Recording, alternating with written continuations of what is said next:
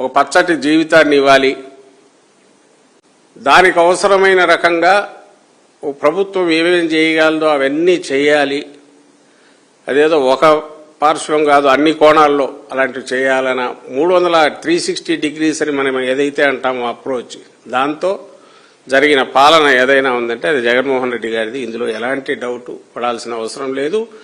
అది దేశం గుర్తించింది, అంతర్జాతీయంగా కూడా తెలిసిన విన్నవాళ్ళు, చూసిన వాళ్ళు, తెలిసిన వాళ్ళంతా ఎస్ ఇది కరెక్ట్, ఇది ఇలాగ చేస్తేనే మనం మంచి పాలన ఇచ్చిన వాళ్ళు అవుతాం అనే రికార్డు జగన్మోహన్ రెడ్డి గారు క్రియేట్ చేశారు.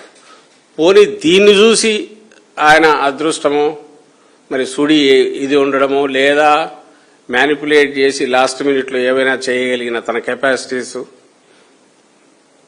టెక్నాలజీ పెరిగి వచ్చిన మెషిన్లు, ఈవీఎంల బీటీ మేనేజ్మెంటా ఏ కారణాలో తెలియదు కానీ అన్ని శక్తులను ఏకం చేసుకోగలిగాడు. తనకున్న మిగిలిన ఎప్పుడు ఊతకర్రల మీద నిలబడే నడుస్తాడు కాబట్టి గట్టి ఊతకర్రలను ఏర్పాటు చేసుకోగలిగాడు చంద్రబాబు నాయుడు గారు. మళ్ళీ 24లో అధికారంలోకి వచ్చారు.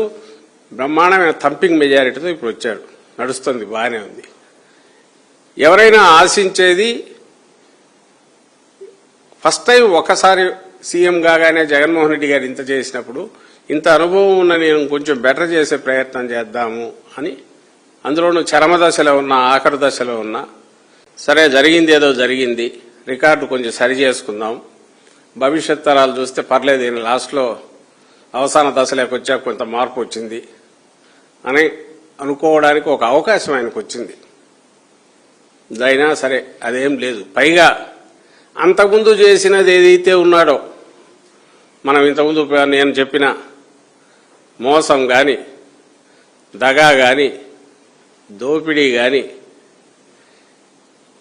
ఈ ఇంకా విధ్వంసం కానీ, వినాశనం కానీ, ఈ వర్గం ఆ వర్గం లేకుండా ఈవెన్ తన వర్గం వాళ్ళను కూడా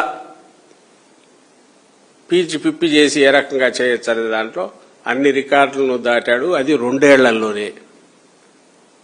ఇది ఈ సందర్భంలో డిస్కషన్ నడుస్తున్నది. ఇప్పుడు 2 ఏళ్ల క్రితం అనేది ఏదో 20 ఏళ్ల క్రితం కాదు, అందరూ 2 years బ్యాక్ అంటే కాంటెంపరీ హిస్టరీలో 700 రోజులు ఎవ్వరూ మిస్ కాల.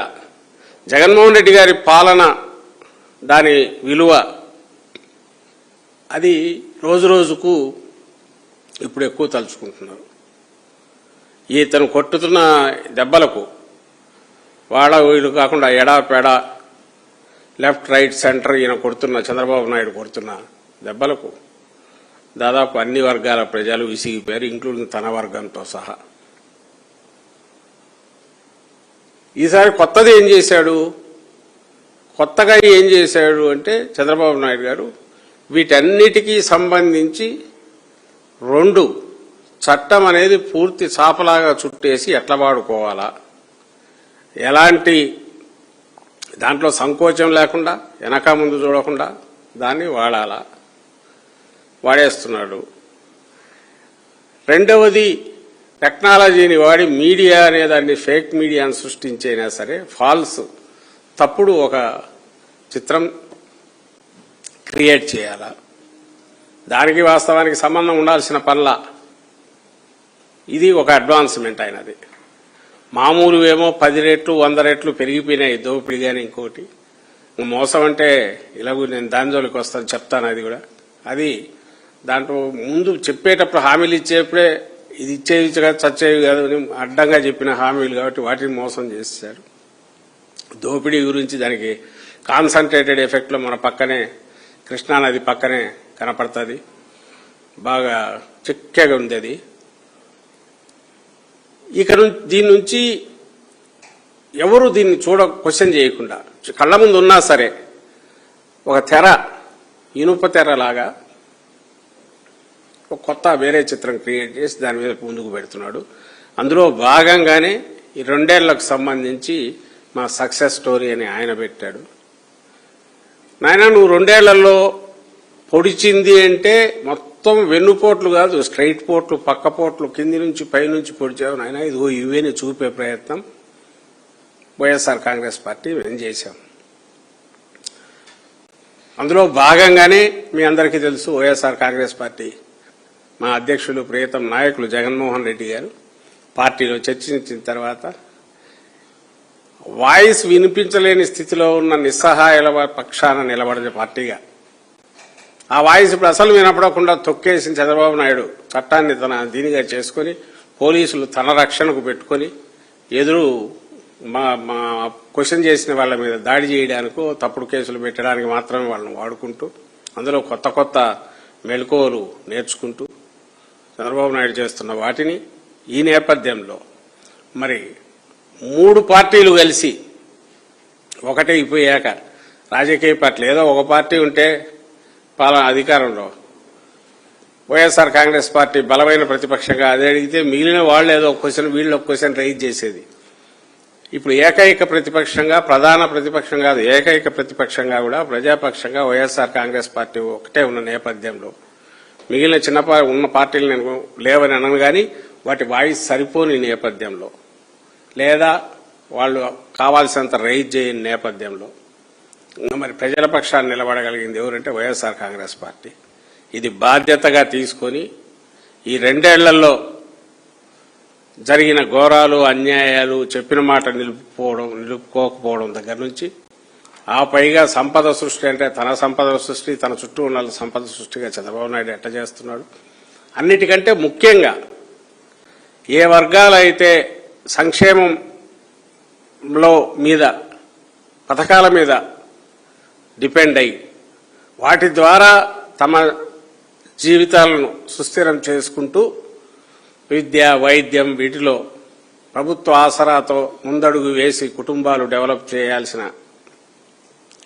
పరిస్థితి ఉన్న మనలాంటి రాష్ట్రం మన దేశంలో మనలాంటి రాష్ట్రంలో వాటికి పూర్తిగా వాటికి వచ్చే వాటి అన్నిటినీ పథకాలన్నింటినీ కూడా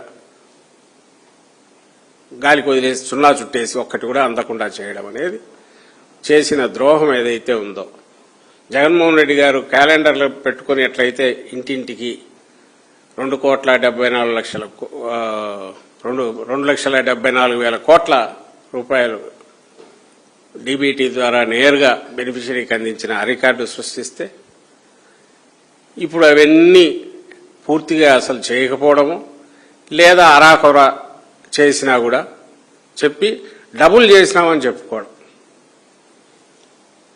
ఇది జరుగుతున్న నేపథ్యంలో ఈ గొంతు నిస్సహాయంగా గొంతు విప్పలేని వాళ్ళందరూ గొంతుగా నిలబడడం వీలైనంత మందిని తీసుకుని రోడ్ల మీదకి రావాల్సిందిగా పిలుపిచ్చారు. అందులో భాగంగా నిరసన కార్యక్రమాలు అందరికీ తెలిసినవే మండల స్థాయిలో జరిపాం. ఆ తర్వాత చర్చాగోష్ఠులాగా నియోజకవర్గ కేంద్రాల్లో 8-9 జరిగాయి. ఈరోజు మొత్తం అన్ని నియోజకవర్గ కేంద్రాల్లో బ్రహ్మాండంగా అంటే ప్రజల ఆగ్రహం ఎంతగా ఉంది, ఆ మోసపోయినప్పుడు ఉండే ఆక్రోశం ఆవేదన ఎంతగా ఉన్నాయి అనేవి గట్టిగా వినిపించేలాగా ప్రతిధ్వనించేలాగా ప్రతిబింబించేలాగా రాష్ట్రం మొత్తం ఈరోజు నిరసన ప్రదర్శనలు జరిగాయి. వైఎస్ఆర్ కాంగ్రెస్ పార్టీ నేతృత్వంలో వైఎస్ఆర్ కాంగ్రెస్ పార్టీ ఆధ్వర్యంలో అది మీ అందరూ కూడా చూసి ఉంటారు. వాటిని అన్నీ సమ్మప్ చేస్తూ అసలు ఎందుకు ఇవి జరగాల్సి వచ్చింది, ఎందుకు ఇవి సక్సెస్ అయ్యాయో కూడా ఆలోచించాల్సిన సమయం ఇది. ప్రజల్లో ఎంత ఆగ్రహం కూడగట్టుకుంది, దానిని కప్పి పెట్టాలని లేదా తొక్కి పెట్టాలని చంద్రబాబు నాయుడు చూస్తే దాన్ని తన్నుకొని ఎట్లా ఇంత నిరంకుశంగా ఉన్న ఏ రకంగా జనం ముందుకు వస్తున్నారు అన్ని వర్గాల ప్రజలు అయితే మోసానికి గురయ్యామని ఆగ్రహంతో ఉన్న రాష్ట్ర ప్రజలు అనేది కూడా ఈరోజు జరిగిన నిరసన ప్రదర్శనల్లో అది ఎక్స్ప్రెస్ అయింది. ఒక్కసారి ఆ విజువల్స్ కూడా చూపాల్సిందిగా పోతున్నాం.